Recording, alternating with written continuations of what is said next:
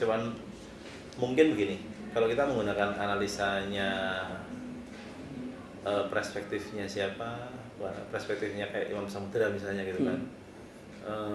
Mengapa gerakan itu dilakukan di Jakarta, di Bali gitu kan. Itu kan karena Jakarta, Bali itu ikon baratnya kuat. Setan ya. Ya, ikon-ikonnya Amerika kuat gitu kan. Siap ketika di dalam bukunya Imam Samudra misalnya aku melawan teroris itu, dia mengatakan siapa yang akan membalaskan siapa? Bukan Palestina. Iya, siapa yang akan membalaskan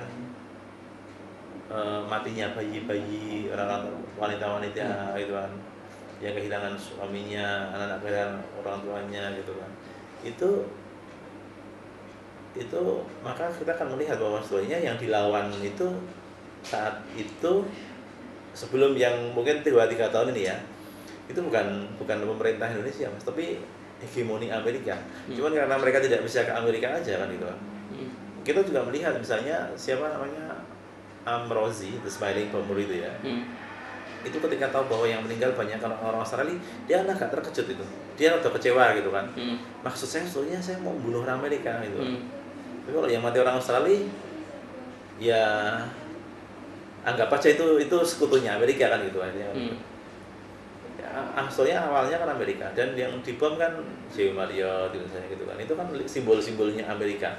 Karena mereka tidak bisa ke Amerika aja gitu. Kalau bisa ke Amerika, mereka akan pergi ke Amerika dan ngebom Amerika. Dan di Solo kan sebetulnya representasi Amerika kan nggak ada.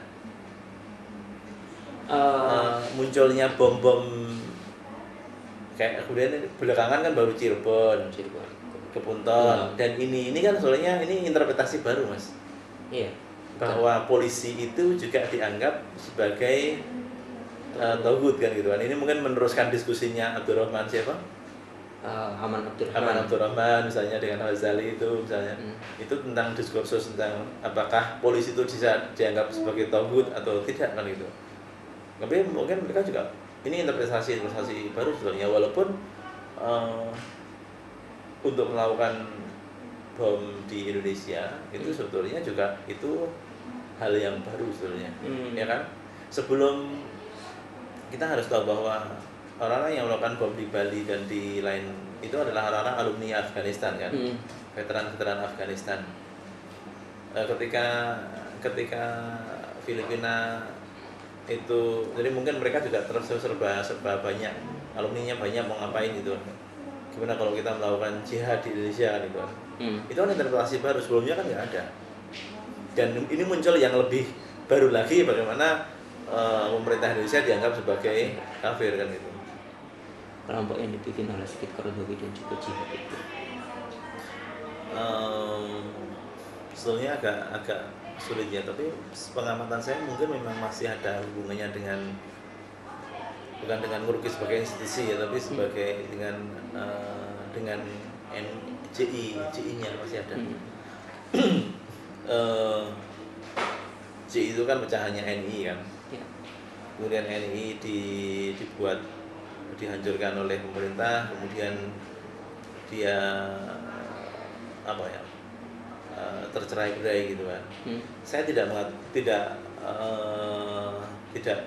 bagi saya juga tidak begitu jelas apakah kelompoknya ini Farhan Mukhlis ya, ini Kepunton Cirebon ini masih merupakan pecahan dari JI atau tidak. Menurut saya iya, karena sebetulnya NII itu kan tidak semuanya melegalkan perang seperti ini ya, aksi kekerasan.